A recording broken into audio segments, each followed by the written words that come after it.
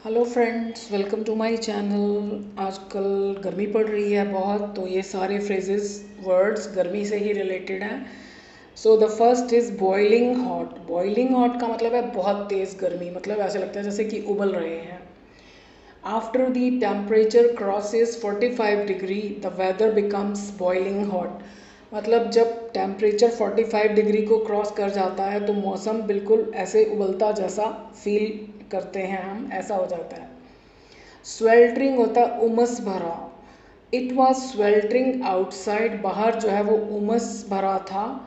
So we stayed indoors and had a blast. तो हम अंदर ही रहे।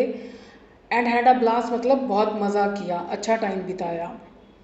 लाइक एन अवन, तंदूर या भट्टी जैसा गर्म, ऐसा फील हो।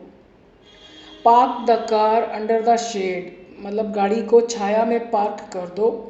Otherwise it will be like an oven by the time you return, यानी जब तक तुम वापस आओगे तब तक गाड़ी जो है वो बिल्कुल भट्टी जैसी गर्म हो जाएगी, तंदूर जैसी गर्म हो जाएगी।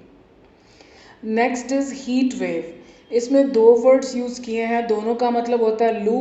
हीट वेव का मतलब होती है जो लाइक वातावरण में जो गर्मी होती है, और हीट स्ट्रोक होता है जो इंसानों पर गर्मी का प्रभाव होता है, जैसे हम कहते हैं लू लग गई, तो वो हीट स्ट्रोक होती है।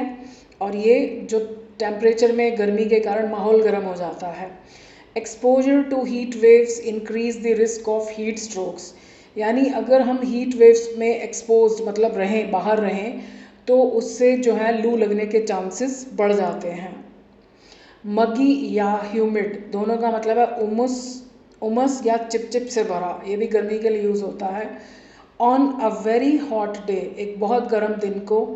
इमीडिएटली आफ्टर रेन, यानी अगर उस दिन बारिश हो जाए और उसके फ़ौरन बाद। If the sun shines very strongly and brightly, मतलब सूरज अगर बहुत तेज़ चमकता है, दैट मॉस्फियर बिकम्स मगी, तो मौसम बहुत चिपचिप वाला हो जाता है, उमस वाला हो जाता है।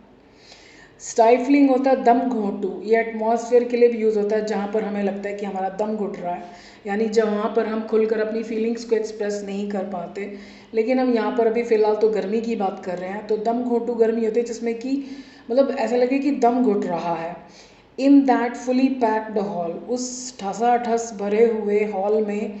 Even the ACs proved to be ineffective, यानी वो जितने भी ए सी वहाँ लगे हुए थे वो इनफेक्टिव साबित हुए। And the hall became stifling hot, और जो वो हॉल है वो ऐसे लग रहा था जैसे दम घोंटू, मतलब दम घोंटू गर्मी हो गई, उसमें ऐसा लग रहा था कि दम घुट जाएगा।